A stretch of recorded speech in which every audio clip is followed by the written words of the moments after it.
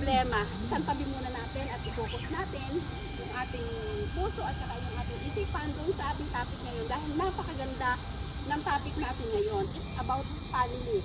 Diba? Sino ba ang unang inaatake ng kaaway?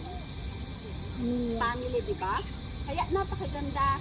Kung sa kwan po baga yung ating topic ngayon is hindi lang napapanahon, talagang on time talaga. Dahil unang-una, dapat talaga na si Lord Jesus ipakilala natin sa ating family. Amen. Kailangan talaga ng ating family o ng bawat miyembro ng ating pamilya, si Lord Jesus bilang kanilang Panginoon at tagapagligtas ng kanilang family. Hindi ibig sabihin na ikaw isang inaligtas ka, ligtas na buong lahat ng buong ano mo. Diba? Although nandun yung pangako, pero kailangan pa rin talaga dun sa miyembro ng pamilya, sila mismo ma-encounter nila si Lord Jesus. Tanggapin nila si Lord bilang kanilang Panginoon at sariling tagapagligtas ng kanilang mga kaluluwa. Kasi pagpili yun diba? Pagpili yun ng isang miyembro ng pamilya, kung tatanggapin ba nila o hindi. Kaya napakahalaga sa atin na nakapakinig ng salita ng Panginoon na ibahagi talaga natin yung salita ng Diyos o yung salvation dun sa loob ng ating pamilya. Hindi lang sapat na tayo ay tagabigay sa kanila, tagabigay ng kanilang mga pangangailangan. Higit sa lahat, si Lord Jesus talaga ay ating ipakilala rin sa kanila. Amen. Kaya lahat tayo, tumayo muna po tayo at ating bigyan ng parangal at pagsamba ang ating Panginoon sa oras na ito. Lord, thank you, Jesus. We worship you, Lord Jesus. Purihin po kayo, Panginoon, sa oras na ito.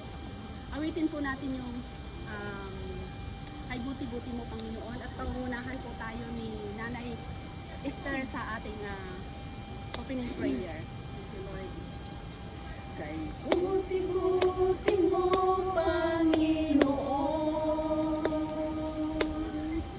sa lahat ng oras, sa bawat araw, ika'y laging tapat kong magmahal. Ang iyong kaawa ay magpawalang hanggan. Minsan pa kay buti-buti. Kay buti-buti mo, Panginoon, Yes, Lord.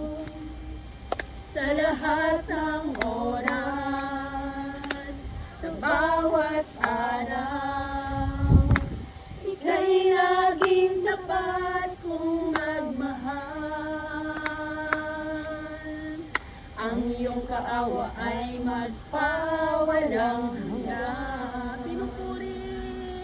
Pinupuri, sinasamba kita, Dakilang Diyos. dakilang Diyos at Panginoon. Tunay ngang ika'y walang katulad, tunay ngang ika'y di nagbabago. Kay buti ng Diyos na sa akin ay nagmamahal. Minsan pa pinupuri. Pinupuri, sinasamba kita, dakilang Diyos at Panginoon. Tunay ngang ika'y walang katulad, tunay ngang ika'y di nagbabago. Kay buti ng Diyos na sa akin ay Minsan pa nagmamahal. pinupuri. Pinupuri, sinasamba kita, dakilang Diyos at Panginoon. Tunay ngang ika'y walang katulad, tunay ngang ika'y di nagbabago. Kay buti ng Diyos na sa akin ay nagmamahal. Kay buti ng Diyos. Kay buti ng Diyos na sa akin ay nagmamahal. Kay buti ng Diyos. Kay buti ng Diyos na sa akin ay nagmamahal.